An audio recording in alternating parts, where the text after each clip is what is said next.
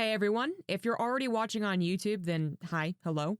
But if you're not, I'd like to inform you that video is now a part of this podcast. Check it out on youtube.com/ZombieGrub.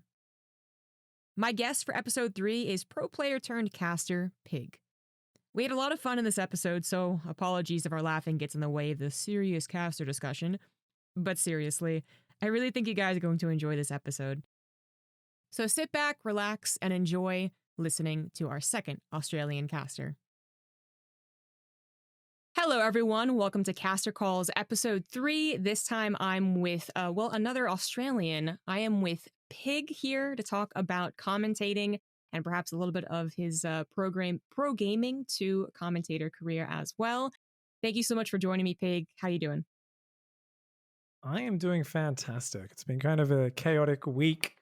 I've got a lot of things going on. It kind of turns out and I'm sure you know the same thing, when you work from home already and suddenly everyone else is forced to be in their house watching us do our thing, it feels like everybody is watching Twitch TV, watching live streams and hanging out, and gaming communities are kind of going wild right now. So I just feel like there's so many things going on and there's so many events I'm planning and stuff. And it's a busy week. It's Wednesday afternoon. It's sunny here in Sydney, Australia. And thanks for staying up well past midnight to accommodate me. I appreciate it. Yeah, we're at around 12:30 my time. But, I like to be more welcoming to my guests than force you guys to be on my time, because I really do appreciate it, because we're going to be talking for probably an hour and a half. So far, I've been talking with people, and that has been the bare minimum, basically. There's so many interesting things to talk about. On the subject of a lot of stuff happening, actually, have you noticed an increase in viewership or monetary value or anything like that with the whole quarantine thing? Yeah, I mean, a few people were asking me this on my channel. They're like, "Oh, are things better for you now?" And I was like, it's a very hard question to answer, because as a live streamer, which is what I consider my main job right now, and has been for the last couple of years, that's like the core of everything I do. And it's massively up and down, because sometimes you've got a few generous people that make up a large proportion of your revenue. Sometimes you've got a whole community all chipping in a little bit. Sometimes there's waves where it's dry. Everyone's attention's elsewhere. There's a spree of tournaments that are on every day, and everyone's kind of got their attention elsewhere. Sometimes I think we basically are entertainers as streamers as well. So I think at the moment, the last few weeks, I've actually gone through one of the big high points, probably the highest I've had in about 4.5, 5 months, where it was a bit of a lull.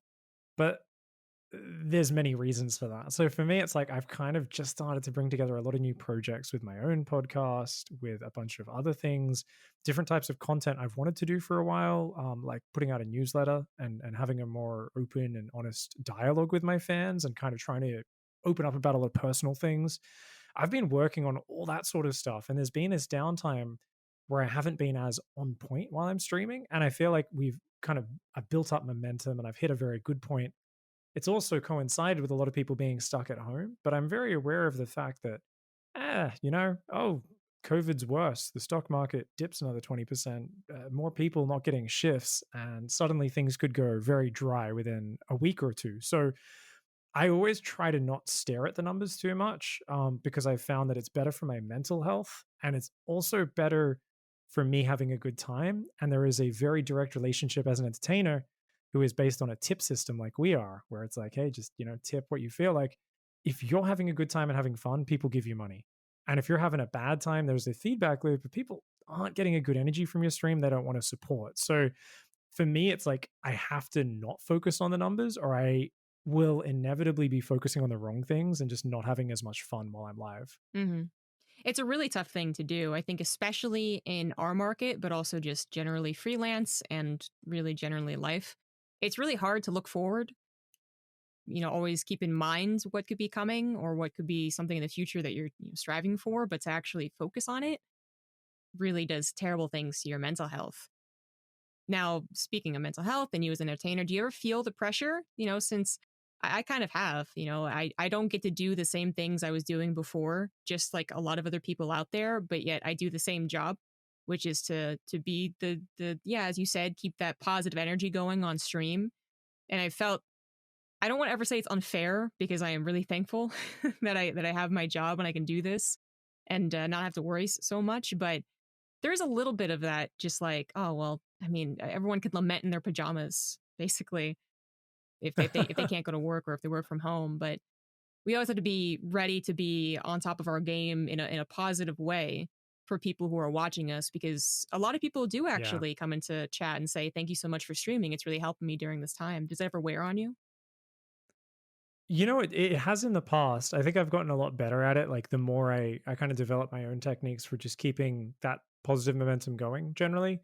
You know, I took the classic streamer approach when I went full time, late 2017, I think that was. And it was, so what we're gonna do is we're gonna grind myself down on this, you know, on this thing called streaming. You know, minimum 8 hours a day, 6 days a week. I was very proud after 3 or 4 months of the first few months going full time with Twitch streaming, where I was like, bam, 250 hours live this month, you know, and it's like, wait, that's not healthy, dude. That's crazy. And then you're like, oh, well, like, you know, I got to keep the positivity going. Hey, let's do another 24-hour stream. It's the second one in the 3 week period. Like, this is talk about throwing your mental health out. So I don't know. I've had times where I think back then I felt the urge, like I just had to be on all the time.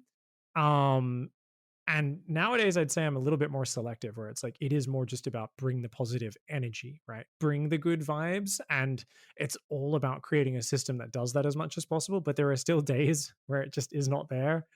And for me, I'm like, oh, you know, sometimes you have one of those days and you're like, I just am a miserable, you know, person. I woke up on the wrong side of the bed today. I think it's important to always go, hey, wait a second. We're not machines. We can't just switch it on and off all the time. And the more you try to force it or fake it, the more you're going to burn yourself out in the long run. And maybe you'll come off as still quite positive and happy, but 2 months down the line, you're going to be an empty, hollow husk of a human being. And I always joke with my streamer friends. I know I've talked to you about this before, how you have like that friend and you love their content and you watch them and then you go to their channel and then they're a little bit more negative, and then the next week they're a little bit more negative and down, but they're somehow doing more hours live than normal. And they're like, got to do the thing, got to do the promotion and the blah, blah, blah. And at some point you're like, oh, there's like this just negative vibe seeping out. And you're kind of shouting. You don't want to go in there, chat and say this, but you want to say, take a break, take a week off, take a few days off, because you know, is it going to give you a jagged drop off in your sub count and your income? Yes, yes, it is. But in the long run, I mean, right, all you're seeing is things plateau or go downwards and you're trying to force it. And it's like, you got to take time for yourself, because if you can have like a balanced life and a happy life, and in fact, err on the side of feeling like you're not working, but you're just playing video games and having fun for a living, which is what we should be trying to do, because that's the energy people want from us. If you can do that, I think it's just people love that shit. You know, if they can come and get an escape and you can just be having fun and having a silly time. And even if you're a competitive gamer, laughing when you lose and having fun and finding the joy in the silly moments, like that's kind of the quest. And I think, yeah, sometimes even when I've been keeping things together, it's like I gotta realize, and this is something I gotta do a better job of all the time, when I've woken up on the wrong side of the bed and 2 hours into my stream, when I'm getting salty about silly stuff because somebody beat me in a video game, that it's time to go, you know what, guys? We're gonna go watch a silly replay, or we're gonna end the stream and come back tomorrow a better, happier person, and just not try to force my way through that barrier, because we can't be positive vomiting rainbows all the time, right? No, we really can't. You've always had like kind of a cerebral way of looking at streaming, which is why I think that you've done very well with your stream. There's definitely different ways to do well with your stream, but I always felt like the way you talked about it was really good. And this might go actually back to your days as a pro gamer, which you actually started off being one of Australia's representatives for StarCraft 2. So I guess before 2017, right? Well, kind of actually during 17, because you became a streamer when you were a pro gamer to supplement your income. That's correct, right?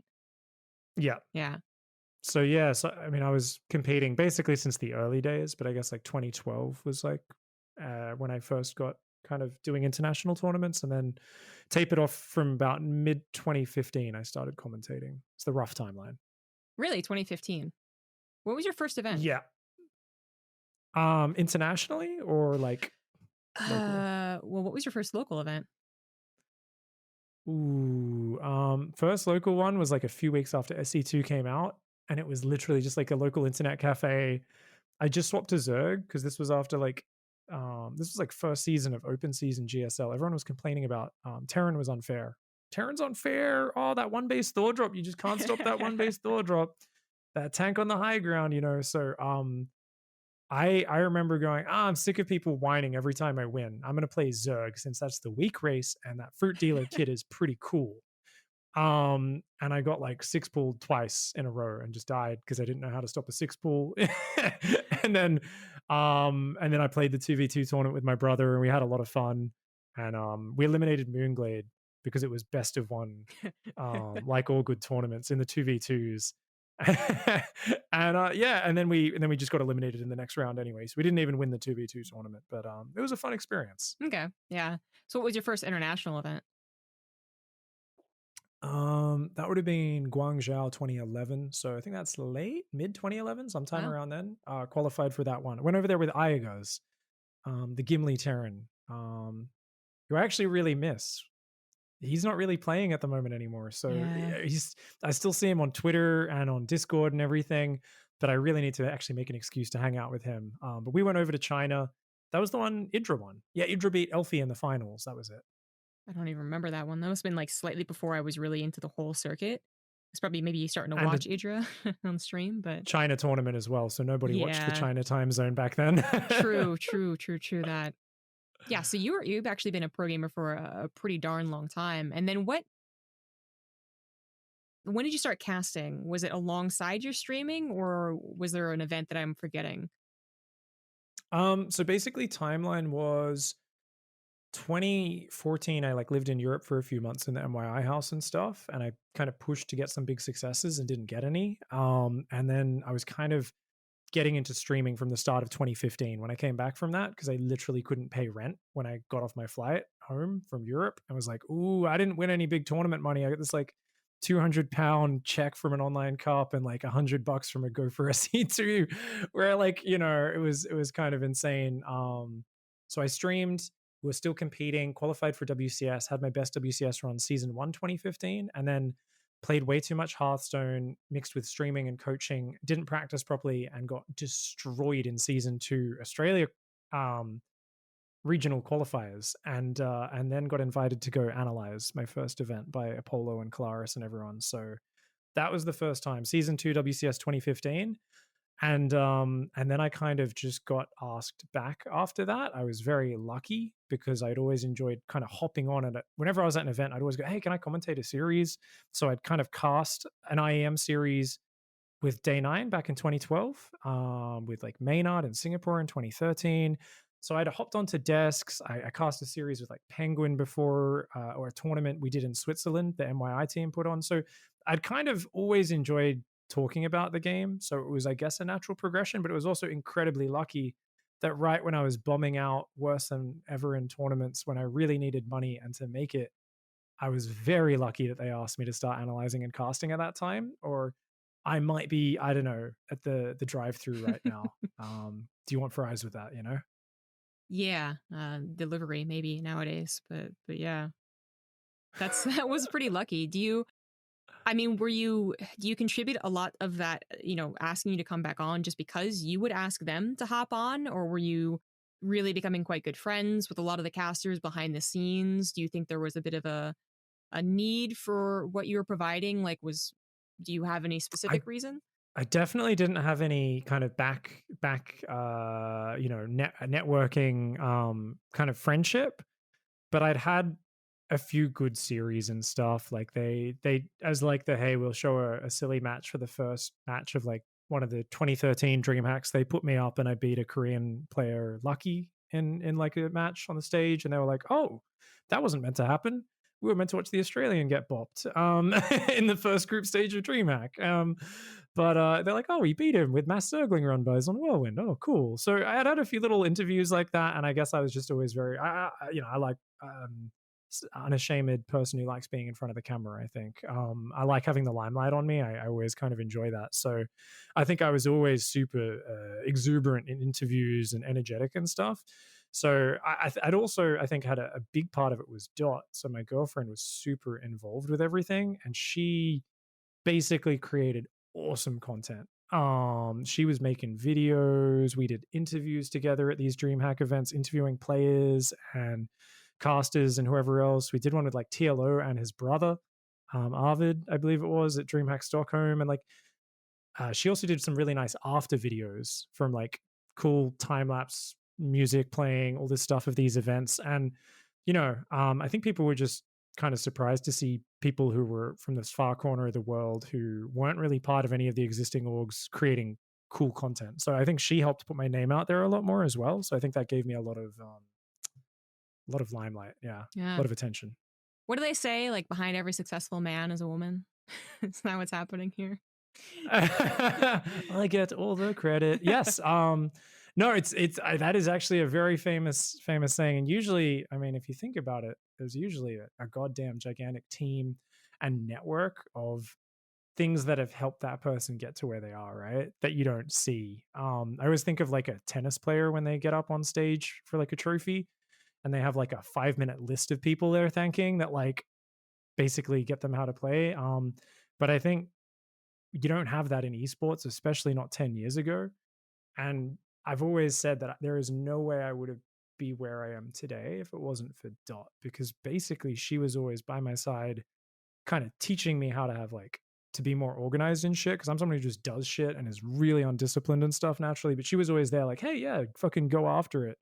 And there were times where I was earning no money playing games and she was, she was putting food on the table and stuff. So it's literally something which wouldn't have been possible unless I had gone back to my parents' basement. But that also wouldn't have been possible because their internet was so bad. I would never have been able to play online cups or practice properly at all, which is my little brother's situation right now. So shout out to Pig Jr., who is playing on integrated graphics on a laptop on this shitty fold-out desk, and it's the funniest thing I've ever seen. He still beat me the last time we played on ladder.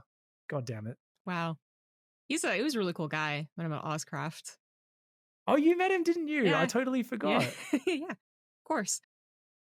Yeah, he was really cool, and I think he has the same thing. Like he could also become a caster in the future, and maybe it runs in the family. Yeah, he's very good on camera. You didn't watch any of the interviews? I saw a few bits. Yeah, he was having fun. There was like all the like Aussie foods and stuff. You guys were doing the videos together, right? Yeah, exactly. Did they give you guys fairy bread? Yes, they did. Good. It's supposedly correct. I feel like I've talked to people about that interview segment or whatever you want to call it, and people were like, "Oh, they didn't do it correctly." I'm like, "Okay, all right." Like every there's no butter mom, on it, right? Like, well, I thought there was. I don't remember now, but I thought there was. There's got to be butter. Yeah, I thought there was margarine. You've got to have some. Okay, yeah, but margarine or butter. There's got to be some fat for the sugar to stick to. Yeah. I mean, it literally is sugar fat bread. That is literally what it is. Yeah. It was an experience. I mean, as soon as I bit into it, I knew exactly what it was. But I ended up really liking cherry ripes. So nice. I would ask like They're not bad. Maynard to buy me some. But yeah. Anyways, yeah, he was very cool. But that's a really wholesome story. I had no idea that Dot was so involved. It does seem like a lot of the success stories in esports have a lot of cases that there was some type of safety net. And if there wasn't a safety net, then there was a hand extending, basically saying, I see your potential, let me bring you up. And it was always also a little bit of that timing, right? Because a hand can come out and say, let me pull you up. But if you're $50,000 in debt because of college, you're kind of in trouble, basically.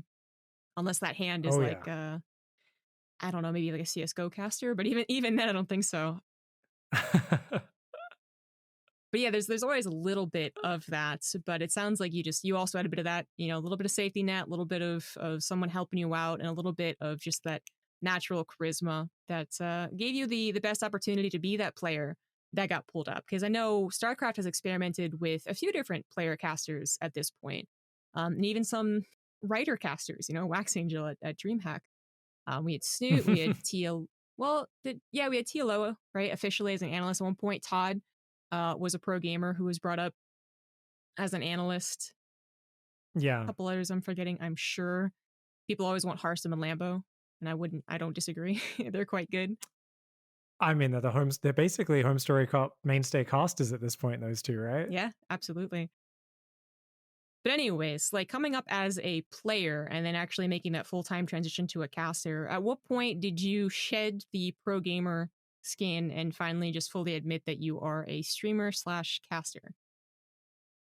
Ooh, I mean, I think I started. This is a very hard thing to do because when you're a competitor and you play the game and your ego's on it, you want to do it all the time. So I think it took me like a year to do that, and I think it started when I came back from that European trip where we'd put all my sponsorship dollars into basically being able to hit up all these events and travel over there and not be crazy jet lagged and actually get a bunch of repeat performances and an extended period to improve, which is what Australian esports players always have lacked. Is they get one tournament at a sudden difference in skill, with no chance to really adjust and adapt and practice it. So when I came back from that without the successes that I'd aimed for, I think there was like the beginning of like, ooh, I probably need to get a different job. And then streaming and coaching, which is something I'd kind of put aside at that point, I kind of picked back up and started working on because it was the quickest way to make money initially. So I think there was already a little bit of like I don't want to quit pro gaming, but it is not feasible financially. So that helps you start making that decision. Yeah. And then, as is always the way, after my failure to get performances there, it was 5-6 months later, and then I was basically the 6 month period after that Europe trip. I won every online cup in Australia, and I was doing the best I'd done in WCS because all the practice was paying off.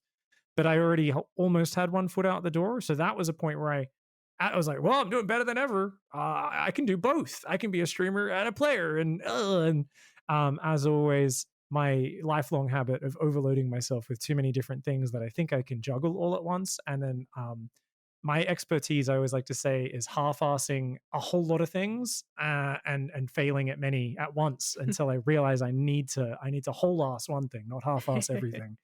And that definitely happened when I got eliminated. And I think basically after I started doing those events late 2015, I was like, look, hey, I'm getting these opportunities.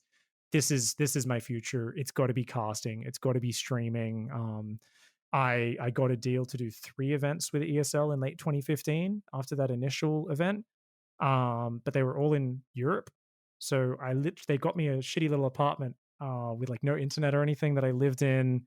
This like 1 bedroom apartment just down the road from their studio, and I just lived there for a month and a half around these events, which they were nice enough to do. And I mean, I think about it, they were paying me peanuts compared to what casters should be and were getting paid, but it was a ton of money to me at the time, and it was a great opportunity. And I just streamed for a month straight from the ESL studios with crazy good quality like I'd never done before, and had this huge European kind of fan base that popped up because I was hitting their time zone. And I was like, whoa, okay, we've got to really not just juggle everything, but we need to go professional. We need to find a way to like carve out a niche and say, this is my spot.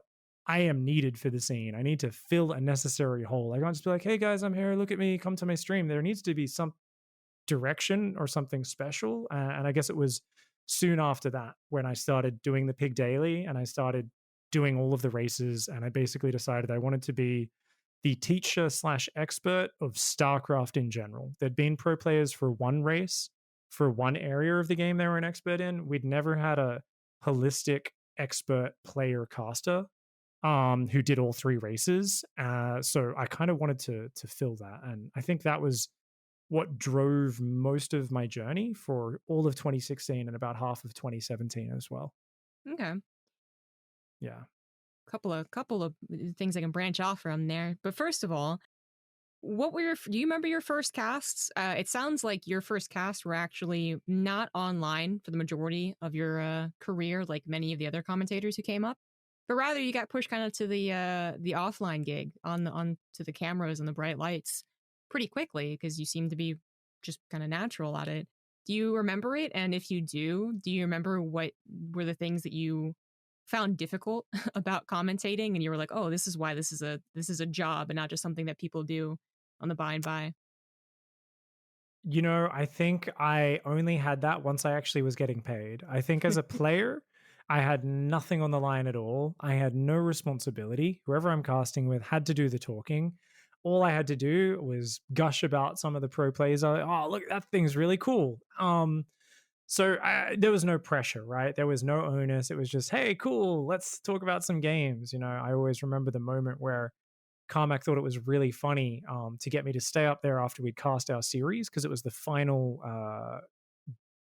match of the open qualifiers, I believe it was, at this IAM Cologne, and I'd already qualified to groups, and he like got us to read out who was in my group and reveal it and see it for the first time on stream. And it was like MVP, Nesty, it was like every best player had gone into my group.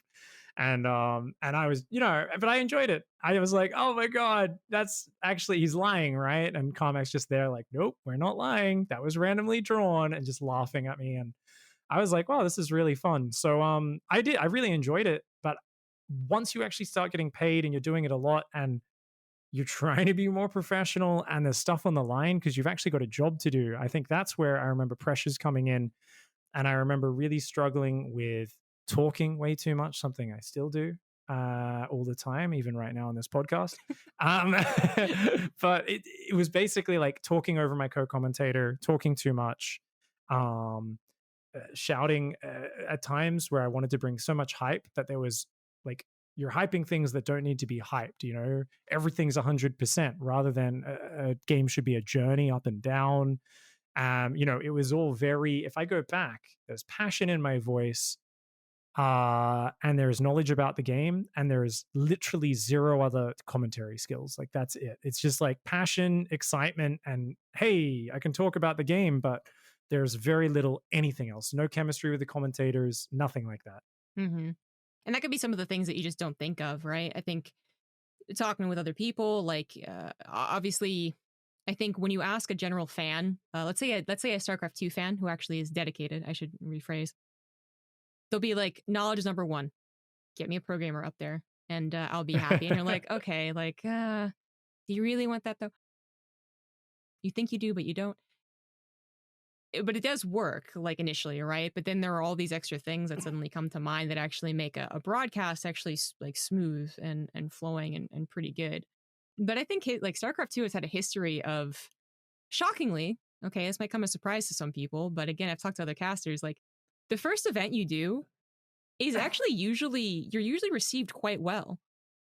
Unless you're just, I'm talking like maybe 2015 and onwards, because I know there's been the number of casters who popped up and left before that would change that. But anyways, but after that, like, I feel like every caster who's actually done an offline event, who's popped up, so like you or Maynard or Fear Dragon or me, all of our first events, we actually got a thread, on Reddit that was like, great job on their first event.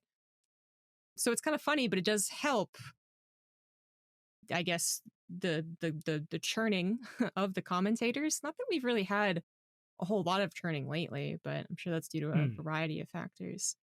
Yeah, people are usually very nice, but to actually be a great commentator, I think every one of the people who are commentating StarCraft 2 nowadays, we all have the ability to look into ourselves and actually say, like, that was bad. Okay, I don't care if no one else noticed. That was bad. I sucked. Perhaps a little bit too much. To the point, I was about to say, I'm like, to the point of, I think we're all too harsh on ourselves these days, if anything. Yeah. There's some bummer conversations at Katowice, actually, where we all just kind of like looked at each other and we're like, this just feels like off, doesn't it? Like, it just felt bad today, right? And we're just like, yeah, maybe like a little, like, I don't know.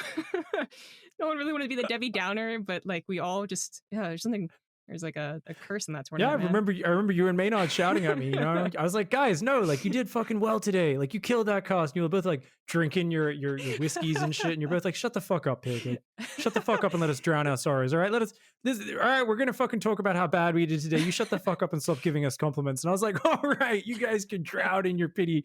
All right. Yes, I do remember that as well. That was also the night we ordered pizza and I proceeded to almost eat the plastic. So good times. I actually have that video on my phone and it will never be public.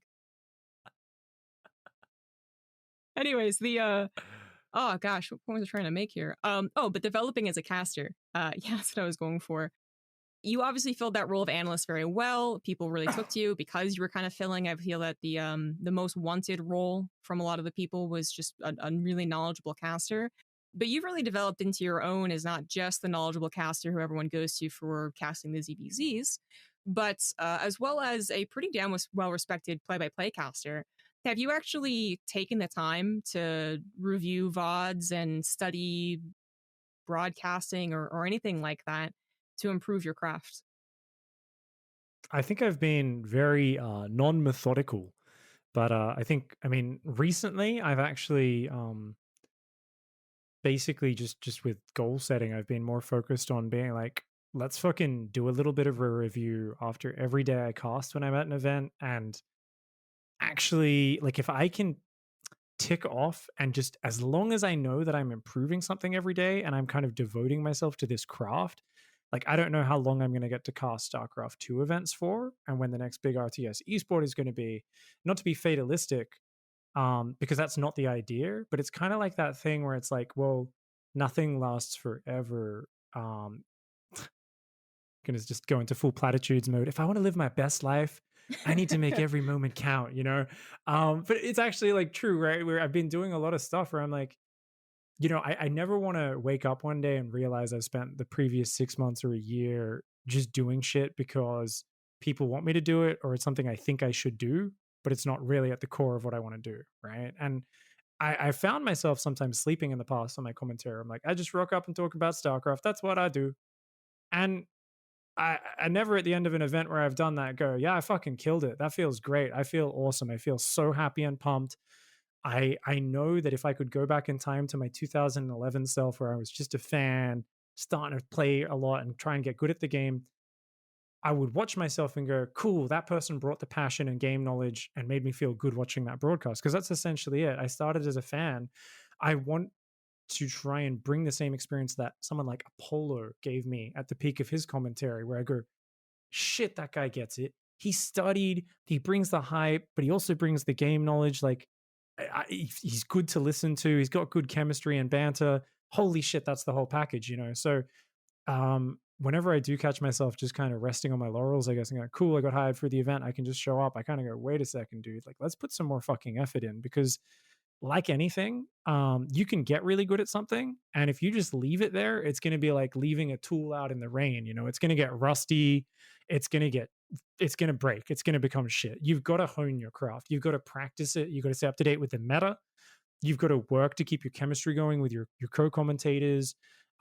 You've got to find, your rhythm within this very variable thing that is commentating live events. We have a different experience every event, different production a lot of the time, different people we're working with.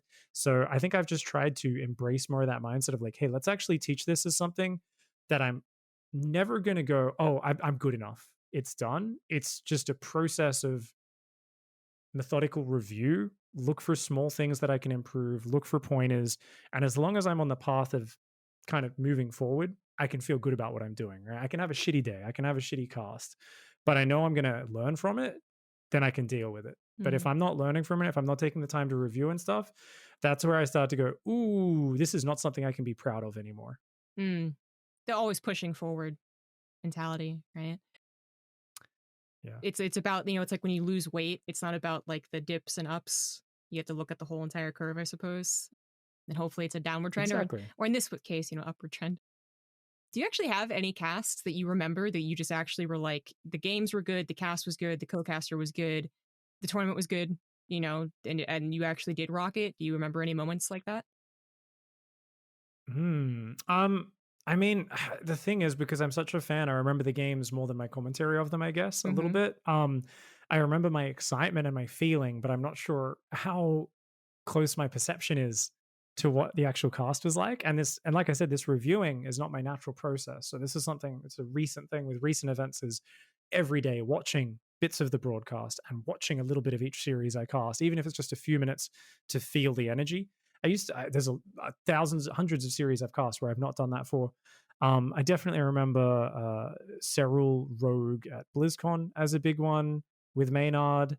I remember Cyril Raynor with you at Montreal as another big one that pops to mind. Mm.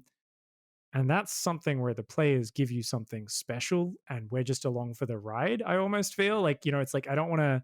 I'm like, I don't actually remember the commentary. I remember being hyped and excited and being brought on this journey.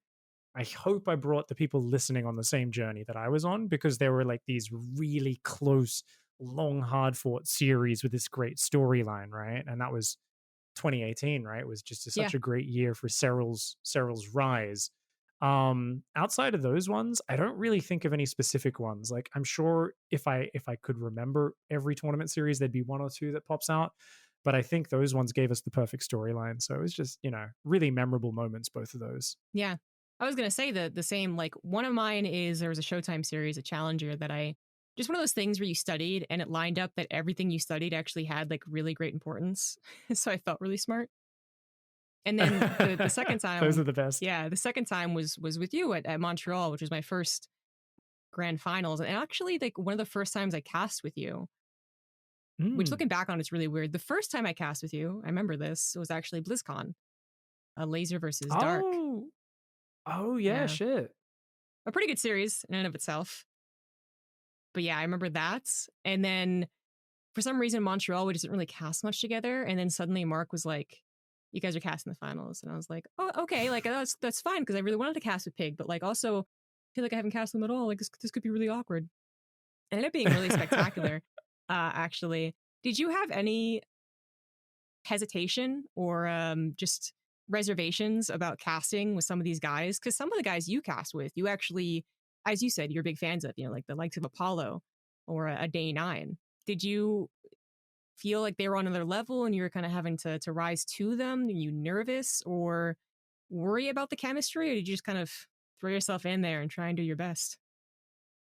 Definitely threw myself in there to some extent. I mean, there's always definitely a little bit of like, oh shit, I've watched these guys a lot and stuff, but I guess I had at least said hello to them in passing at kind of after parties and stuff. Never really knew them that well or anything, but luckily, you very quickly get to do many events together and you get very comfortable with each other. I do remember very clearly in the early days thinking like, oh wow, Kalaris is amazing. Like this guy is actually a god. Like if you want to speak about professional kind of esports talent, um, because he makes casting with him so easy. And the thing is, the fact that I can remember that from when I was such a rookie, then I'm like, it's like he's like putting the training wheels on you. Like he'll be so flexible with how he works around all your shitty habits and stuff and kind of steers you in the right direction while co-casting with you. But he also will like give you more space and then he'll be like, "Oh cool, like, it's an excitable kid who's going to talk a lot and just go on expert rants. I'm just going to ask him questions and steer him in the right direction and then shout about the fights." And like he's so flexible. He always cares more about the broadcast than him getting enough smart things out or saying enough things. Like, Kalaris is this very ultimately flexible commentator. Whereas I think it probably took me a bit longer to get used to casting with everyone else. But Roddy was always good where he will always be very diplomatic, but he'll always be like, "Oh, you could have talked less there," or something like in the early days. And I was always asking for feedback as well, which I think made it easier. Like after pretty much every caster does this. Actually, I don't know if there's been a single caster who hasn't done this. Now that I think about it, as I've gone through, oh, is there something I could have done better? When people are first starting, they're always like, "Oh, any feedback?" They're asking that a lot, and usually there is none from the other people because they know if they're more experienced. They're like, no, like this person will just get more natural and fix those mistakes. They're all too small. Pointing them out will usually just make things more awkward. Or like they'll try to like they're not natural enough on camera and stuff to engineer and consciously focus on things as much. So unless there's like a big point that's like really simple to change, like, oh, you should try to not repeat that word too much because you say it a lot. Anything more complicated than that, I think usually you don't give to the rookie commentators, and I don't think had given to me. And it's kind of more only, I guess the one exception is when I was living over there in Germany for that month and a half, we did a few caster meetups where we'd review VODs with a few of the CS commentators as well, just as a group, and we'd all kind of give each other feedback. We did that like maybe twice, and I thought that was super helpful as well. People were talking about different techniques for, oh, at this point, the end of a big series, how to not disturb the emotion and kind of, you don't want to kind of grab and talk over it too much.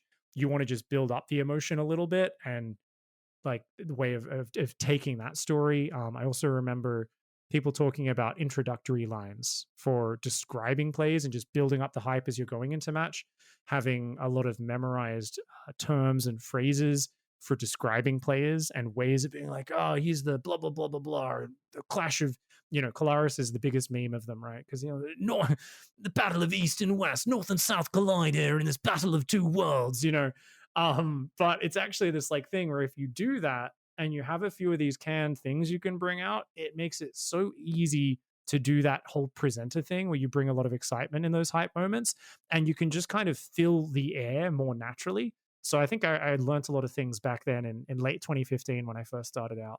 Hmm. I actually talked to Apollo a little bit about that at Katowice, and you were sleeping, I think is what it was. But I didn't realize that was the same time period that you were casting. So that's really interesting. He said that one of the problems was that the other guys, the non StarCraft 2 guys, could talk to each other because there's a lot of FPS, right? Where StarCraft Mm, 2 was the only remaining RTS and still really is. And that there was a bit of difficulty with passing along like tips, basically, because the pacing is so different.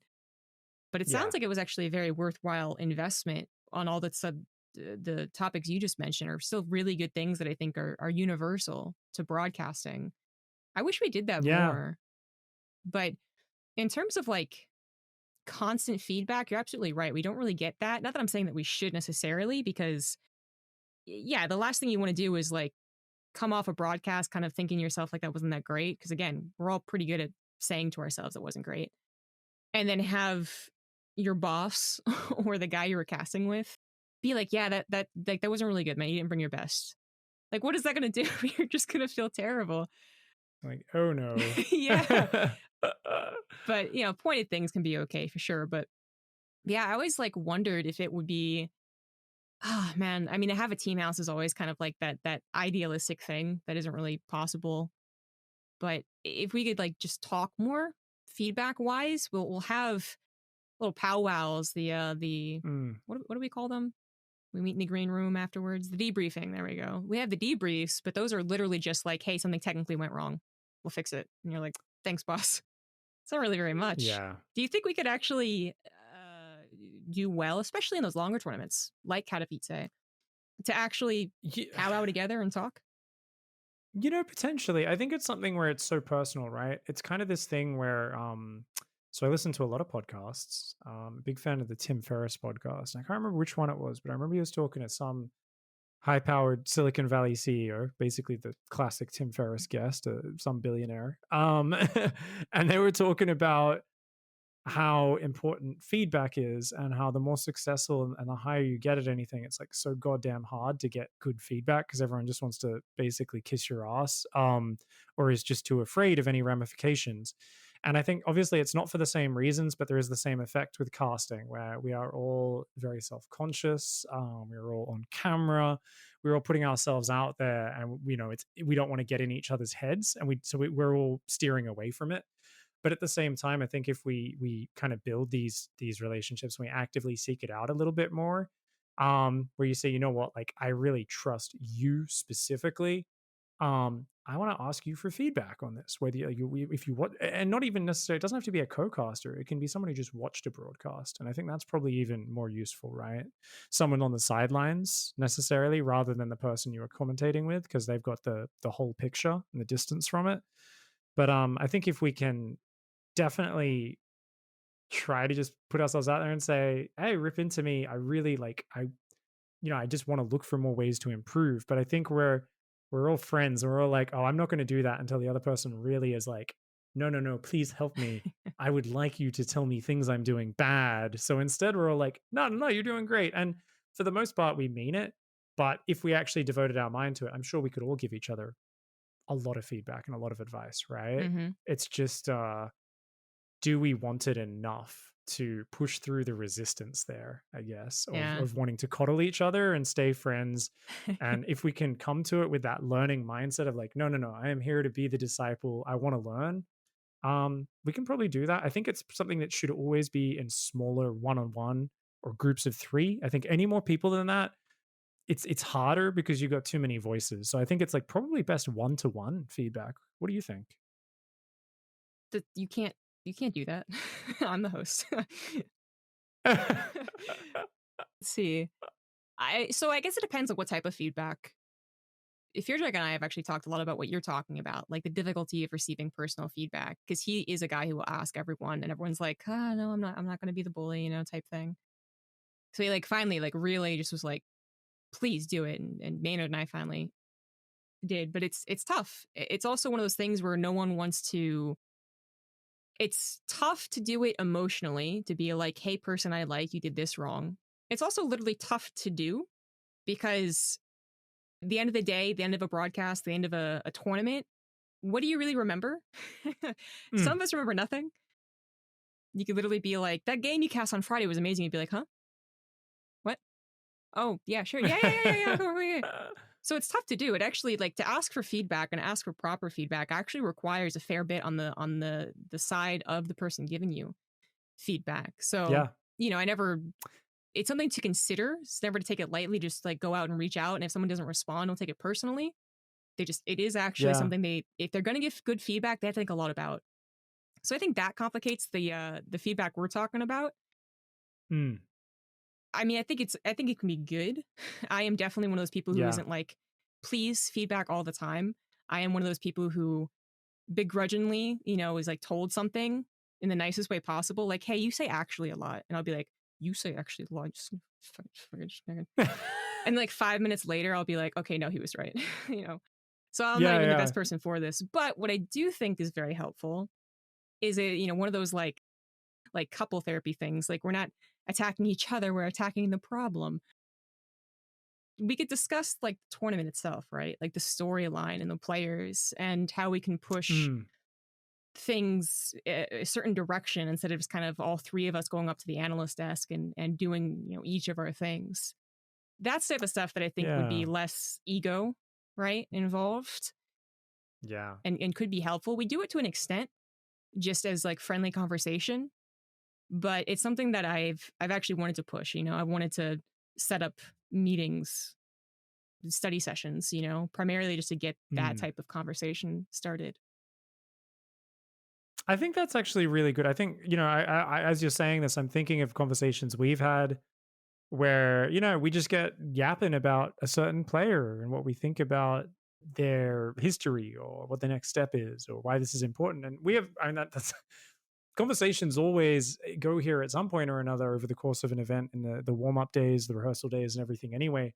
But I think it's a good idea actually. And I do remember we used to have more of that where we're like, hey, we're, pushing this story, or we really just want to talk about the importance of this thing. Like, like if Carmack is ever around, if we're doing an IEM event, he's just like, we want to hit the story of this.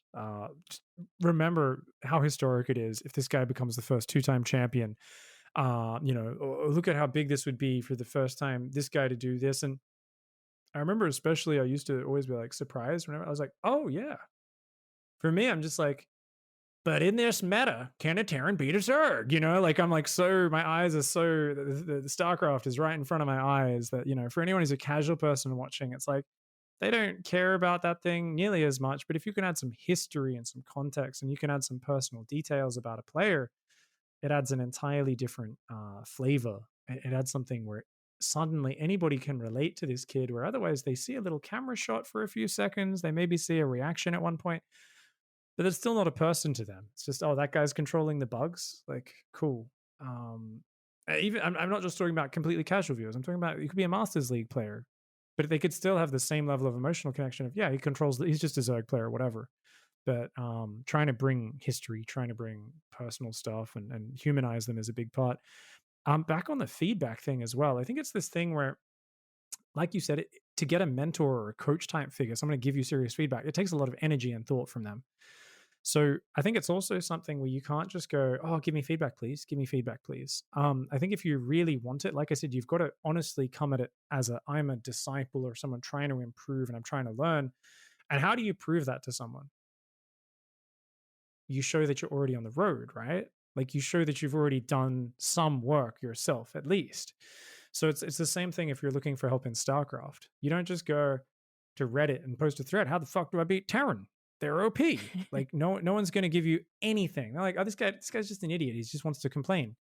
But if you go on one of the subreddits for a specific race and you post a replay and you say, here's my game plan, this is why I think it's not working. You're like, here's my goal. Here's what I think the problems are. What do you guys think? Here's a replay. Suddenly people are like, oh, this person's they're committed to their craft. They're trying to get better. Hell's yeah, I'm going to take 20 minutes to watch this replay and write some notes and give them some advice, right? And we see this all the time in the StarCraft community where if you show you're putting effort in and trying to better yourself, people will bend over backwards to help you. And I think it's probably the same thing for us as casters, where if I go to you and just go, oh, what can I do better, ZombieGrub? But I say, okay, look, I think one of the things I've been struggling with is when there's dead air, I always jump in too quickly and I try to fill it and I end up just saying words that don't really mean anything. And then I end up tripping over my tongue and I think I probably should just stay silent, but do you have a technique for dealing with that? Like, bam, I'm gonna get some good feedback from you, right? Hmm. Because I've given you something to work with. I'm not just like, hey, can you just like right now summarize me as a caster in your brain and find the most important thing for me to get better at? It's like, no, what the hell? I'm asking you to do all the work for me. That's a good way of putting it. You're asking them to do all the work for sure, and it also does give it a little bit of a sense of insincerity, like you're like just saying it and hoping they'll be as bland as your question, basically. Yeah. Yeah, yeah, but feedbacks it can be it's something that I feel isn't taught well in our our education system unless you have the right teacher or the right course, something like that. So these are all like adding to that. Like absolutely, you need to have pointed questions and to have pointed feedback. This is an excellent part about being a player or a caster or just like a human being in general. It'll also help take the pressure off of you and take out the emotion when you find out these specific Yeah. problems again, like you both attacking a problem as opposed to you asking them to attack you personally. It's actually systematic then, right? You've both got a project in front of you and it's like the scariest personal challenges, professional challenges are always the ones that you are afraid of. Like, and that and it doesn't make sense, right? But it's like, wait, what? The Hmm. ones you're afraid of are the ones you're afraid of, and I'm like, well, yeah. If I think about every challenge that scares me, they're the ones I avoid. It's the things that I don't want to spend the time even thinking about that become even scarier the longer I don't think about them and the more I avoid them, right? But if you put that time into being like, no, no, I'm going to analyze this problem and think about it for a bit and face my own inadequacies because I know I'm not perfect and we all know it, but instinctively we don't want to think about it too much. But I'm gonna actually meditate on that fact of like, hey, I'm kind of, I actually have a crazy amount I can improve at this thing, and even though I'm proud of how good I do the thing, I could be so much better. And I've got to accept that, right? And I think once we kind of are able to show that we've got that mindset to someone else, they're immediately more comfortable. Like I've occasionally had players be like, cool, I want to be a pro gamer. Can you give me advice? And I'm like, I'm like, look, if you really want to be good and you're like Masters One or you're GM and you're working hard, like you shoot me an email with a bunch of stuff you're working on and you have clearly put in that effort to like be on the path. I will spend 20 minutes giving you feedback and giving you advice and telling you where to focus your efforts, right? Because I see that you're someone who's really putting that passion in, and I don't mind like mentoring, right? Hmm. But you have to be in like you got to inspire your teacher, right? You got to make them feel good about it as well. So yeah, I think we should all probably be a bit better at asking each other for advice. I really like the idea as well as get those storyline conversations going a bit more where we all kind of go, okay, uh you know, Haas. Let's not just get to his match and just be like, well, it's Haas, he does crazy stuff. Whoa, like I'll sometimes see the comment on social media and the Twitch chat like, wow, Pig just called another player, oh, he thrives in the chaos. Like that's like I'm like stop saying that saying, Pig. You've used it to describe too many players. Come up with something new. Think through your storylines ahead of time. You can't just say anyone who attacks before the 20-minute mark thrives in the chaos. And yet that's like one of my most overused sayings. Um Shit like that. Like if we just have a bit more of a discussion, I think it gets all our juices flowing creatively about, hey, what are we talking about with these players? What's interesting? What's exciting? And I mean, I think one thing that comes in the way of it is sometimes I do feel a bit like a leech if I get that conversation going where I'm like, Mm. Roddy, share your secrets. You know everything about every player in the world. Ravi, share your secrets. You know everything about every NA player. I don't know shit about them in comparison. You guys give me the info so I can sound smart on the desk, please. Like there is a little bit of that holding me back sometimes. Oh, I know what you mean. Literally, it was Katowice again. Me and Maynard were just like throwing out, you know, what's the word? we were crediting each other. There we go. We were crediting each other because we would talk about things in the green room and then bring it up, and then neither one of us wanted to feel like we were stealing it, even though it's one of those things that we very are open, like, yep, just take it and fly with it. But I know exactly what you mean. It can be tough, and it is also one of those things where maybe in like more esports or just anything with more ego, it also is literally something everyone's thinking about all the time. I can't give Yeah. that guy information because then he'll know it, you know?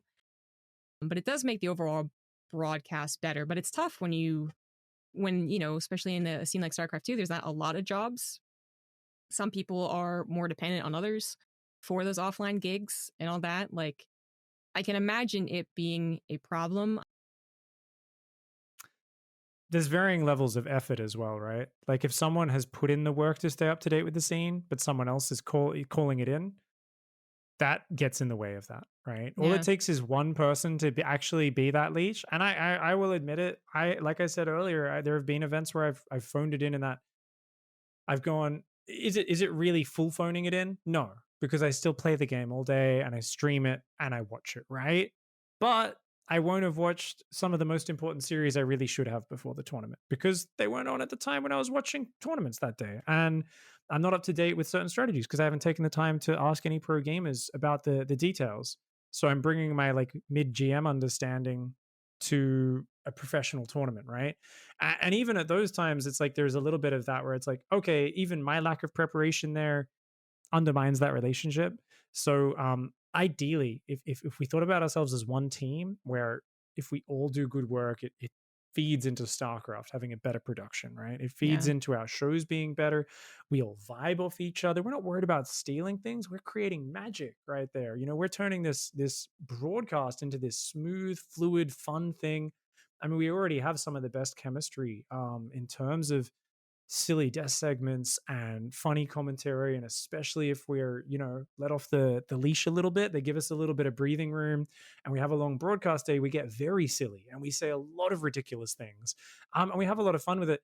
But yeah, I mean, if we could, I think, all be assured that we're all working as hard, and kind of, you know, that there was I guess like a merit-based caster system going on, which how casters get picked is its own like, wow, you draw names out of a hat, and like it's a different person every 6 months or a year choosing them, you know. um we had some weird systems in the past with it where it's like, cool, I've done my best commentary ever, I'm not getting hired for the next two events Yeah. just because they have their list from 2 years earlier of people who are commentators that they need to give an even number of gigs to, and you're like, oh shit, this isn't merit based, is it? And then you can do bad casts at an event and get hired for the next three events. And you're like, cool, like I just was on their list, or they like me. I don't know. Like Mm-hmm.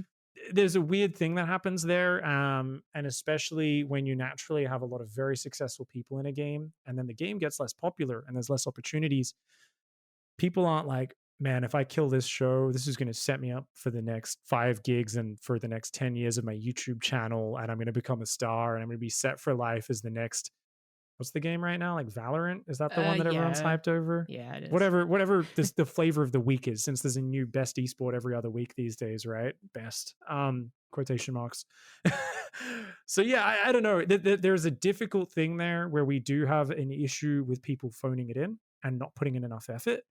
That makes it hard for the person who's done all the research to share all their information. It also makes it hard for them to ask for that information and for you to have a conversation on the same levels. Mm-hmm. Because of that, you do sometimes get Roddy going on a 7-minute, very animated storytelling section on the desk because he can't ask you questions and get you to fill out part of that story because you haven't done your homework and you don't know the rest of this crazy, awesome backstory and info about these players that he knows. And that's why he brings such magic to the desk, right? Mm-hmm. So I guess I'm elucidating a problem that happens when you've simply got different levels of preparation and commitment to the craft, right? Yeah. And also, like, it's kind of a bummer, you know, when you go to an event and you're like the bright-eyed, bushy-tailed person who's like got the notes, you know, and like their glasses and like the two buck teeth, like stereotype, and they're like, guys, StarCraft, and then everyone else is like, yeah, StarCraft, and you're like, oh, like it kind of drags you down a little bit. It's been a Yeah. problem in a couple of different tournament formats. I'm going to get into specifics, but it has happened. And it is that is the biggest bummer for me, is when that emotion happens and it kind of like drags down the whole feeling of it. I think StarCraft Yeah. 2 still is very, very top notch quality overall. Bring any of the casters, and it's going to be a good time. But just being there, like in person, and feeling that can be a little lame sometimes, but it does happen. Kind of touching on a difficult subject though, like the politics, quote unquote, of hiring. You brought up that there's been different systems.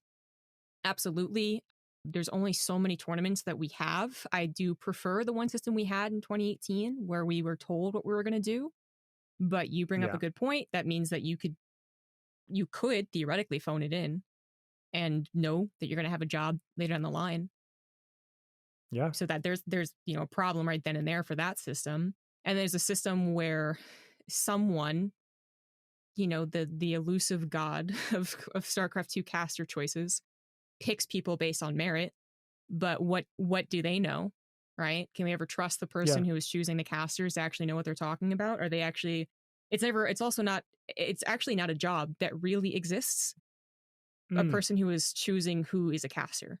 It's usually someone who is also directing and producing and doing, they're building the tournament.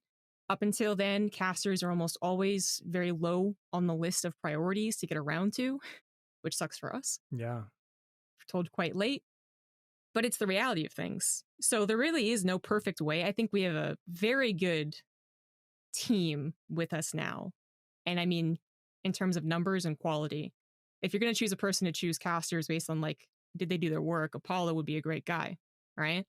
Yeah. But it's not always possible. And it's not always going to be the system.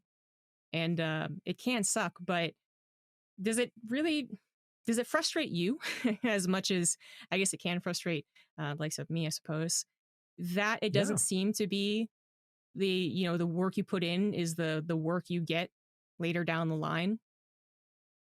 Absolutely. Even so I've had times where my stream's been doing really well and I've actually crunched the numbers, not exactly, but I've kind of said, "Hey, wait a second. If I don't go to this event and have this huge disruption, especially because I live in Australia, so remember there's an extra 2 days of travel essentially to any event I go to, unless it's China. China, I was always my smoothest travel to and from events because Hmm. it's direct flights usually. So Asia, but we don't really have many events there these days. Um, I would be like, wait, I am at best like breaking even doing these events, right? In the Mm. past. I would often I'd be like, maybe I'm getting a little more, but it's like a big disruption to my schedule and stuff, right? And I'm like, okay. So that's like a weird thing to notice. And obviously like Nate has been kind of vocal about that, where he's been like, am I going to fly, 35-hour flights, 3 flights to Katowice from LA and back, miss my birthday away from home, do this crazy long event and not necessarily, it's like, wait, that's your birthday is the best week for you as a streamer. That's a time where you're going to be very successful. So I've had times in the past where I've gone, okay, wait, this is even not great for my own career money wise in this. And then I go, okay, actually, but there's a lot of intangibles, right? If you're doing a WCS event, don't get me wrong, there is status there. You're doing a big StarCraft event. There's this whole esport and this competitive following. And I'm like, okay, no. If I look at my audience, they all put status and respect on that. There's a huge crossover. Mine is not the, hey guys, I'm playing against a bunch of noobs and I'm smurfing on the ladder. Look at me, I'm kicking their butts. Ha ha ha. And I'm making, silly jokes while they do it. Like, no. There's a big, I try to be very entertainment focused because I realized how dry the pure competitive community could be.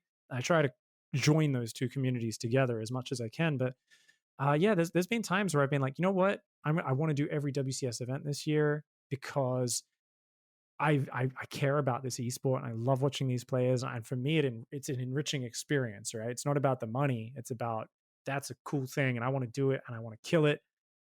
And I remember making that decision. It was like 2018 or 2019. I was like, I think it was probably 2018. I was like, I'd love to do every event. I think I'm working really hard, blah, blah, blah. And you say that to the people who you think or maybe are picking. And yeah. And I remember being like, oh no, I'm just doing 2 events this year. Cool. And it's like locked in from the start of the year. And that guy who, that person who doesn't really play the game anymore is doing 2 as well. Okay, cool. Like, all right, that's happening. So there's that realization where you don't have any influence over it. And that I remember that getting me down. I was like, oh, like that's just frustrating, you know?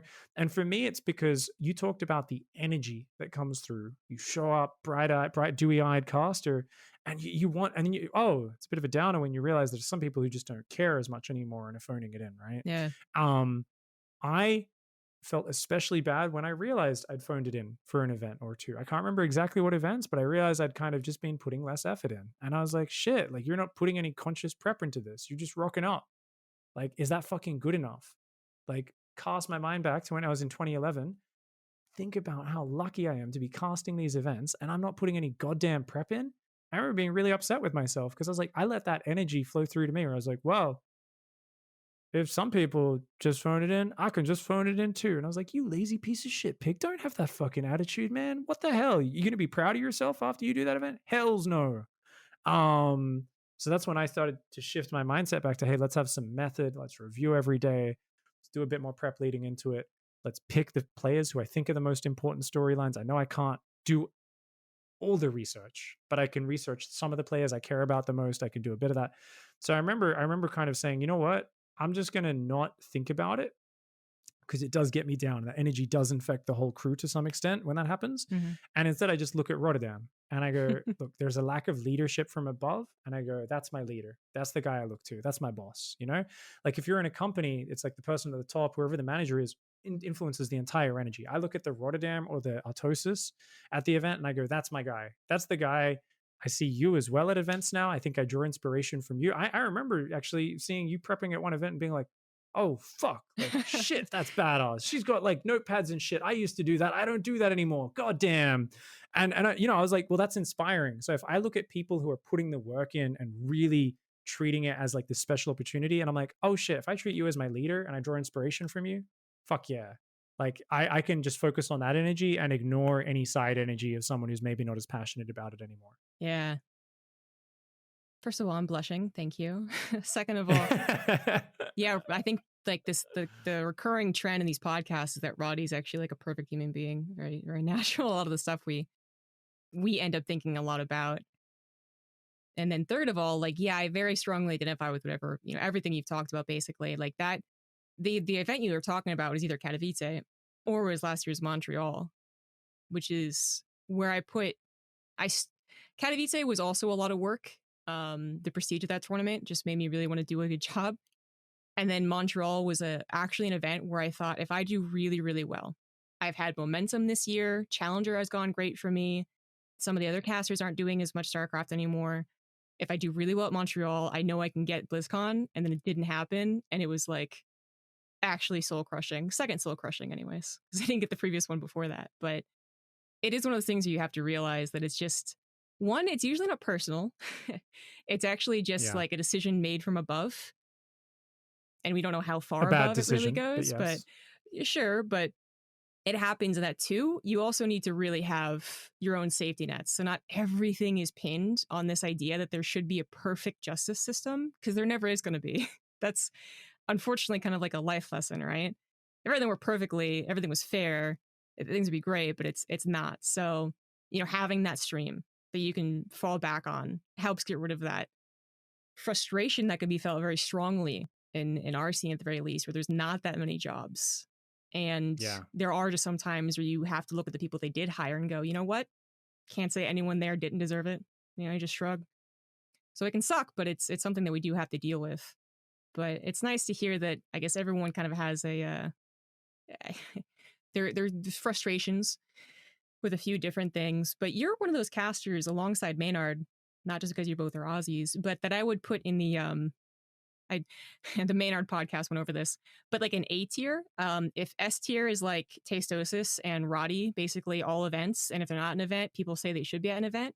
You guys are like very close to that. Either you should be at every event, or everyone says I missed that guy at that event.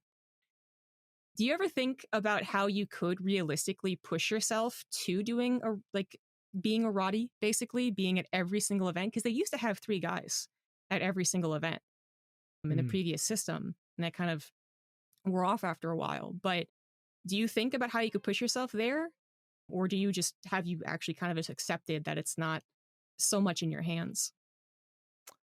You know, it is hard to travel overseas from Australia, but as the events get less and less, like I remember in 2016 doing so many events, so many events. I remember it was the story I always told. There was 1 month where I spent over 1 week on airplanes. So that was over 1 week on the planes, not through the airport, not everywhere else. 1 week out of that month. 25% of that month I spent on planes. It's gross. Because it was like Valencia, I was like Spain, China, Mexico. Like it was like every continent, and it was like 4 events in 1 month or something. It was 2 Chinese events or something crazy.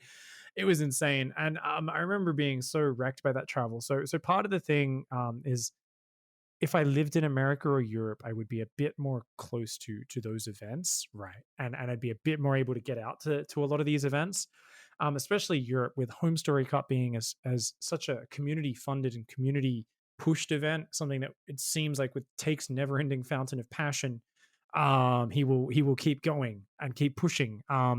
It seems like Europe would be the place to go, and people have always asked me over the years, what do you think about moving there? And I mean, shit, Dot was awesome enough to literally drop her fucking life and quit her job and come around filming StarCraft events with me for like 4 months back in 2014 and shit, and stuff. And for me, it's just like a lifestyle and a relationship decision. I'm like, hey, what do you think about living over here? And these days, it's more about finding like tax havens and stuff. Where I'm like, Yeah. hey, why don't we go to one of those places where they charge you like 2% tax, and like cost of living is infinitely cheaper because I live in a very expensive city. A lot of my streamer friends have recently moved away from more expensive cities to cheaper cities as well to try and get that cost of living down. It's one of the things you can control, that just takes the stress off everything. Uh, so yeah, it's one of these weird things where it's like, how do you push to the next tier? Hmm. Um, I don't think you can force it to happen, but I think if I can commentate on that level at an event, that's all that matters to me, right? Like if I can, at the events that I go to, if I can bring the same level of execution, that's all that's in my control. My sphere of control is here, right? It's literally just personal development, cast better with more passion, know more about the players. I can't control the other stuff. I can't get myself out to events without making a lifestyle decision to move overseas, which I'm not willing to do because of my relationship and everything else, right? That's number one. That's more important. I've devoted a lot of the last decade to StarCraft, and it's got to take the backseat at some point.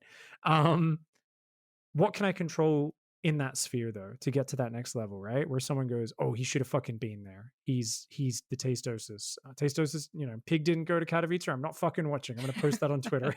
Yeah. My dream is someone caring enough to post that. Oh my god. I think it's mostly chemistry and humor. And I think that's the main thing that I'm working on weaving in. I think it's something where I'm also realizing more and more having more of a co-commentator helps that a lot. So, I think if you like you look at the Bert and Ernie thing that Tastosis have going in Korea, right? Uh-huh. It's so lovable. They're so funny. They're best friends. It's like you're watching this bro love, two best friends hanging out and watching video games thing. Um, so I do try to cast more. And just have more fun on broadcast. And I started being very lewd on my own channel. And I'm trying to bring not lewd, but the same level of relaxed humor to international broadcasts now that we're more relaxed. We don't have people at Blizzard breathing down our neck these days going, well, when you made the joke about that thing, like we think it took away from the gravity of this round of 64 match. And you're like, did it? Like, I don't know. Don't get me wrong. Like, there are many times when you go for a joke, and I do always have the voice in my head as an ex-pro player is like, I don't want to be disrespecting the players. And I don't want the player to listen back to it and go, oh shit, like Pig's talking shit about me. But, I try to walk that line of like, let's just keep it fun and keep it entertaining and bring the joy that I naturally experience. If I was on Discord or watching on a TV at home with my friend having a beer, if I can bring just a little bit of that relaxed banter to it, that's what I'm trying to work on, I guess, at the moment. And it's hard for me to do it still at international events, but at least I'm casting like EPT each week with Maynard, and we're getting kind of more silly on those broadcasts. It's hard to bring it when you're on camera and you're wearing a jacket and a button-up shirt and stuff. But that's the one thing that like Roddy Tastosis, obviously Jeff was the king of it, banter and silliness and fun on a broadcast. And that's something I've never, Maynard does it fantastically. Maynard's at that level with the silliness on the broadcast. I have never quite been there. So I've been trying to get there, I guess. But that is something which is not something you force, or you don't have a checklist. Like, I'm going to say the funny things today. It's just like, I guess, on the subconscious level, trying to be more chilled and relaxed. Remembering to roll with the punches, remembering not to take myself too seriously on the broadcast, being willing to say something silly that ends up making me look stupid. Because I know that's, you have to go through that to get to Yeah. the other side. Yeah. And that's the hard bit for me because I take myself too seriously when I'm on a big broadcast usually. Yeah. Yeah, you can't really force yourself to be the funny person. Then you're the painfully unfunny person. But on the same level, you can't be the funny person without a few clunkers. Like you're just going to occasionally have to be Exactly. like, yep, that didn't hit. Oh, God. But it has to happen. So, we can add to a good broadcast anyways, even if you are kind of on a bit of a failure day. But yeah, it is a lot about what you can control is going to help you be in a healthy mindset, but also just bring that energy to the cast and again, make people remember how you made them feel is what I've been saying a lot on this podcast. We're actually like nearing the end. So I'm going to end with the conversation that we had actually in Katowice, but has also been a fairly common topic amongst all these podcasts, which is what can we do to make StarCraft 2 tournaments better? And more specifically, I wanted to discuss with you the idea of caster pairings and then bring up what you and I were discussing, which is the idea of perhaps not just caster pairings, but caster trios.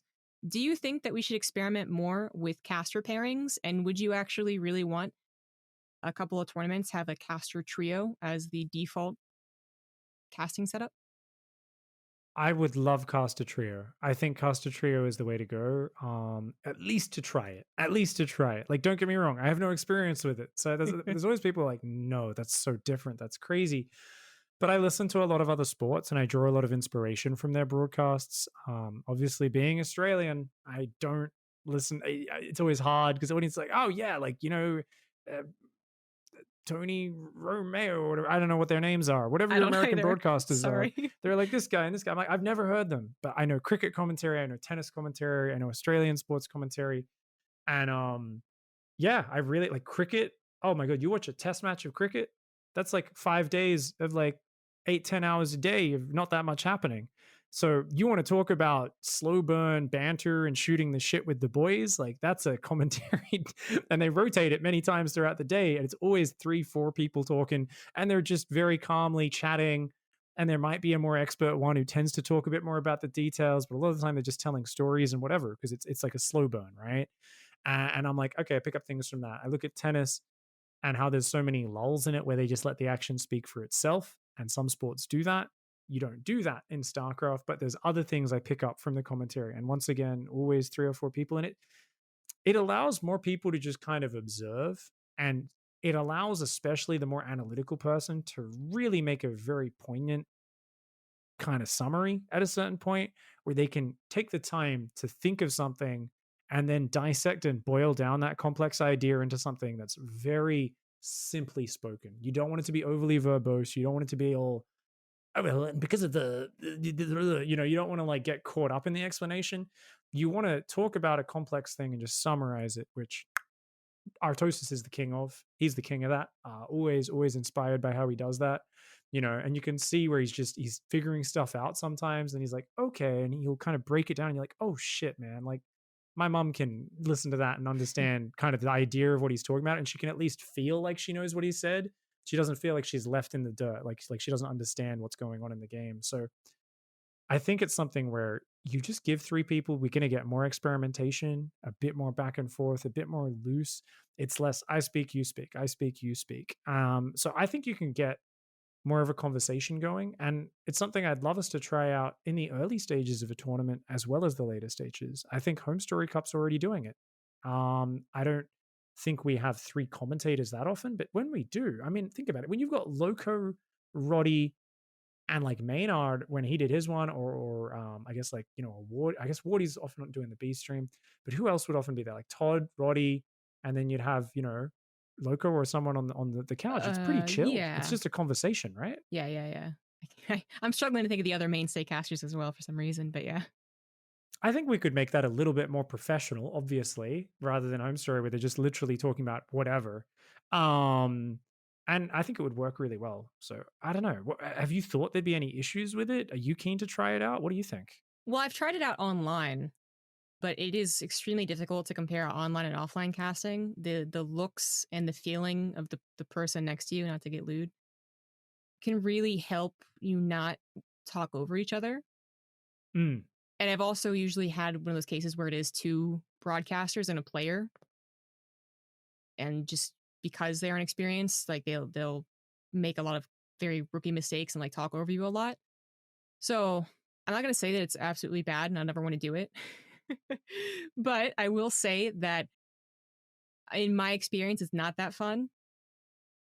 You do feel like you are forced to take a seat that hardly matters, especially if you're a person who isn't the experienced guy, like we have mm. very big personalities in StarCraft, and I even have to admit that I have a big personality now. Like I feel like occasionally, people who aren't broadcasters be on the Pylon show, and I converse with them, and then afterwards I'm like, oh my god, I was bullying that person. Oh my god. Oh shit. Need to calm down here. But compared to some of the other guys, like I don't. So if I was up there with Maynard and Roddy, I feel like I would just be like, yeah, guys, I'm here.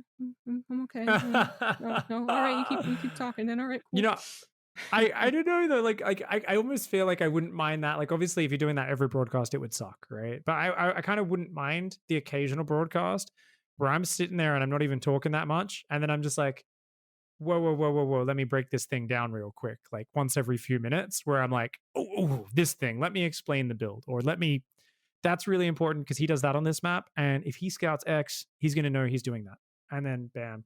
Like I wouldn't mind that, but I also think it's something where like what you say, I got to echo. Like honestly, online is not the same. I listen to Joe Rogan all the time. Every now and then I go on binges of listening to this podcast.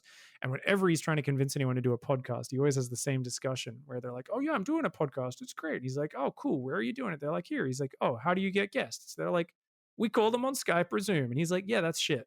Like, that's not the same because you just can't have a discussion. And obviously, I'm doing my podcast the same way. I'm calling people on Discord and Zoom and Whereby and stuff. And we're doing it right now because it's the best we can do. And thankfully we know each other well and we give each other space where we can, but there's delay, there's latency. Luckily we can see each other's eyes and face here to a certain extent, so we can kind of read each other's body language to some extent, but it's not the same as when you're in person. It's so much easier to find the space to talk. So I don't know, I would love us to experiment with it. And it's funny because whenever we bring this, we always float it like at a tournament. And they're like, yeah, there's only 2 headsets though. Like we didn't have this plan ahead of time, so it's not Yeah, set up. And we're true. like, oh, okay, cool. Like, so I don't know. I think when we get events going again, let's hit up a polo. Let's be like, Sean, get us a 3rd headset. It can't be that hard. We're gonna do this. We're gonna fuck around in the early rounds of a tournament with some 3-person broadcasts and see how it goes. And there'll be some fails, but we'll figure it out. And I think we'll find some cool combinations that work. Yeah. I always feel so weird about talking to Apollo, not just because I was like a fan of him when I was younger and all that, but I don't know, I feel like once again I'm the newbie, like I just got Yeah. used to the people at WCS compared to you guys, and then you guys are like, Apollo's my pal, and I'm like, I talked to him once over a couple of drinks. It was really cool, guys. But it is great that we have someone I think that we can trust, that we can talk to and give feedback to, and that he'll actually be like, yeah, I see your point. He never just shuts things down, which is really nice. I was talking with Maynard actually on Discord, and how Flashpoint does like a bar thing. Like after the tournament, they'll get to a bar and it'll be like 4 of them, and they'll like talk to a player on Skype or whatever because things. But I was like, that's so cool, really casual. And Maynard was like, that is really cool. And I said, yeah, it's just like if it was like Joey Ray's bar, right, from BlizzCon. If you could have that at a tournament and just like sit around and chat with a beer, that'd be so cool. He's like, yeah, you should tell Apollo. And I was like, oh no, I'm too shy. I'm not. Nope, you do it. You do it. So I think he did. it is, the idea is there though, that we can try and do this whenever tournaments do come back. And that's really awesome. But the last question, just kind of fleshing this the same question out. What about caster pairings? Do you ever think that we should go to a tournament with the idea in mind that I will cast with you the entire time and Maynard will cast with Mm. Roddy the entire time? You think that would help, or is that just is it too much like other esports? Because a lot of esports do this. Or I think it's a good idea. I don't think it's necessary by any means because we are all reasonably good friends and we all do kind of work well with each other. We know how to make it work, right? Um that being said, I can we don't need it, but I actually would enjoy it a lot. Because like I said, in terms of chemistry and humor and these things, that question earlier of like me taking my commentary to the next level, yeah, I feel a little bit like the village bicycle usually when I'm at tournaments, where in terms of caster pairings, like I don't cast with the same person twice for a tournament. Like I do, but I often feel like I just because I'm so blasé. I'm like, put me with the weather, I'll cast whatever, I don't care. And I don't even care about the series these days, usually for the most part. I'll be like, okay, if I had a bad one, then I'm like, all right, I'm gonna snatch that really sexy ZVT right there because I like, everyone wants to fight over the ZVTs, but I'm smart. I let people argue over the other series, and then I like save that one I'm gonna actually choose, and I'm like, oh, it's the one series over 2 days I actually chose, guys. Like it happens to be the ZVT with Cerulean Innovation. What can I say? So actually, yeah, I guess I do choose some series. But other than that, I'm super like, just put me on whatever, whoever's choosing it, throw me in. I'll do anything with anyone. And that's good. But there is a point where sometimes I get to the end of a tournament and I go, sick, I get to do a finals with Maynard. We've cast 2 series together this tournament so far. This is our second series together. yeah, and it was and I guess it was Zestrook. yeah. You guys got so screwed.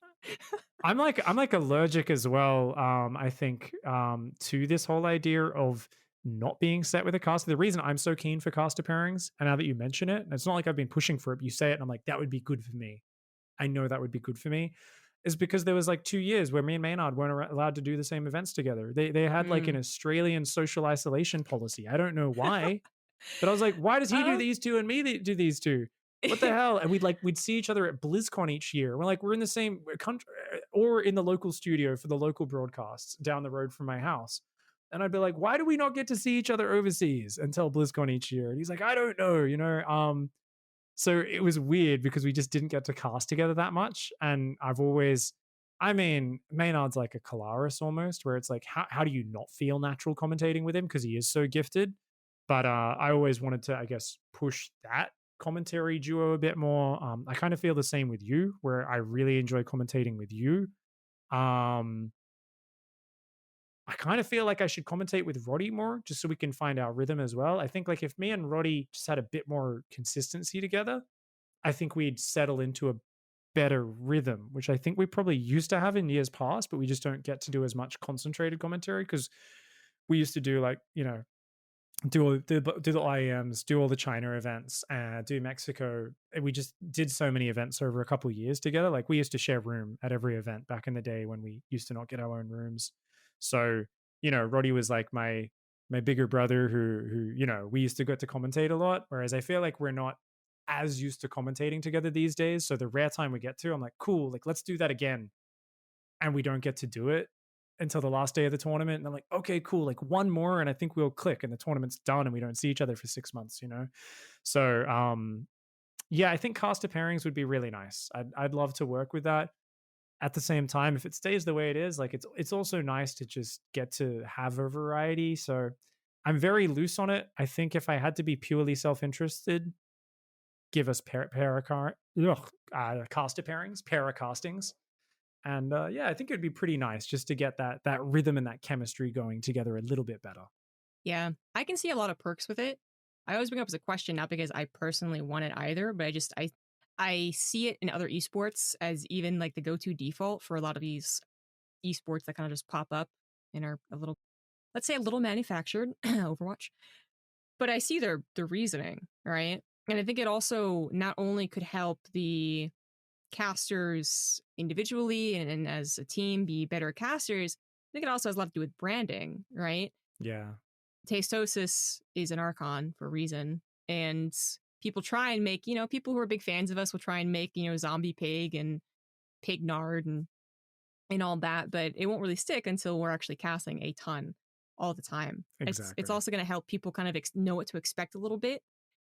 There are definitely a lot of good reasons, but the biggest bad reason is that I can't imagine you and Maynard casting and me with literally anyone else, despite liking everyone else, and not looking at you like a lover who's like being pushed out to sea, like goodbye. It's always a little bit like that if you cast with tasteless or autosis, right? Yeah, you're like, oh, I'm taking him away.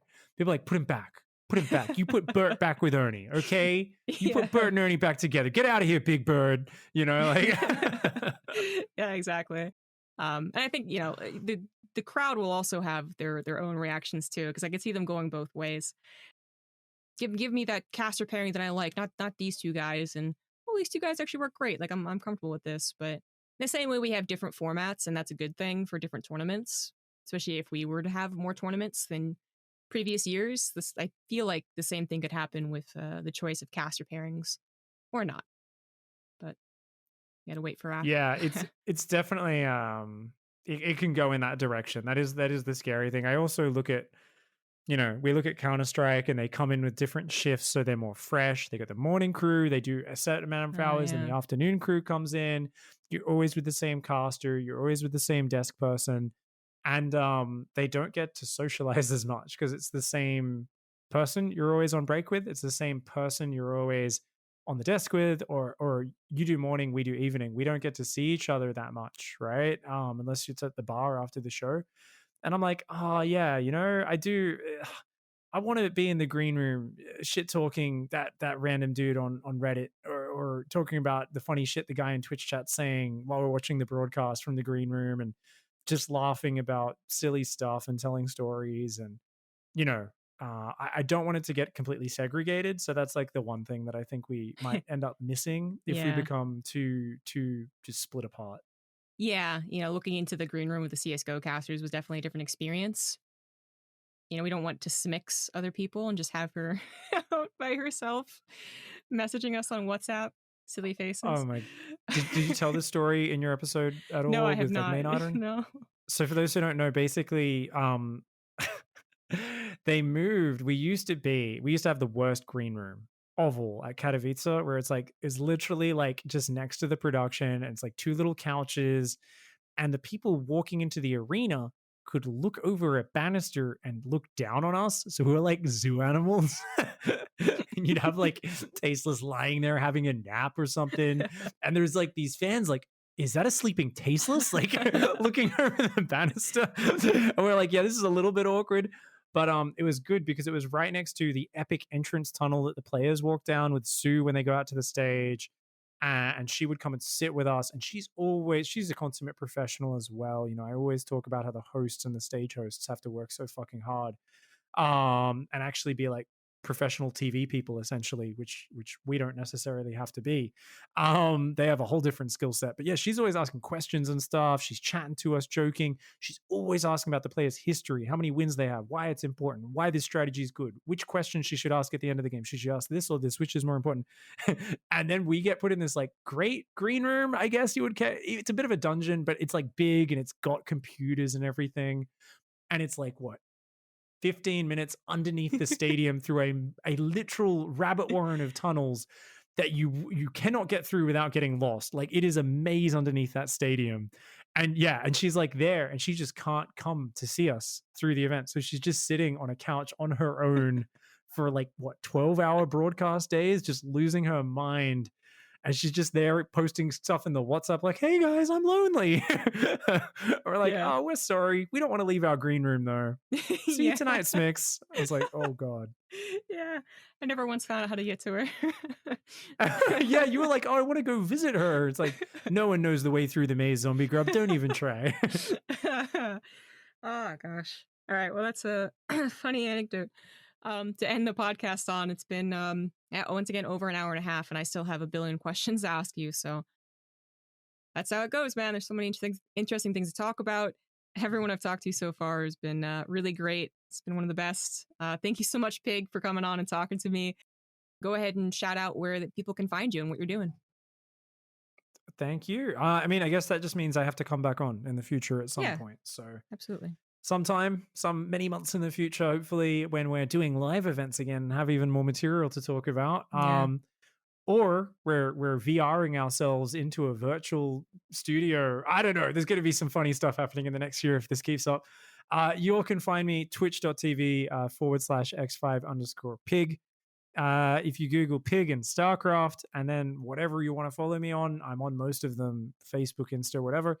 And like a true consummate professional, I use a different handle on almost everyone because they were taken by the time I got to them. One day I'll fix this like a real professional, but for now, Twitch TV, X5 underscore pig, live most days. Yeah, thank you for having me on. I really appreciate it. This was fun. This was a ton of fun. Guys, thank you so much for listening. Make sure to check out the Patreon. And I hope to see you back for episode 4 with Tempo. See you guys later.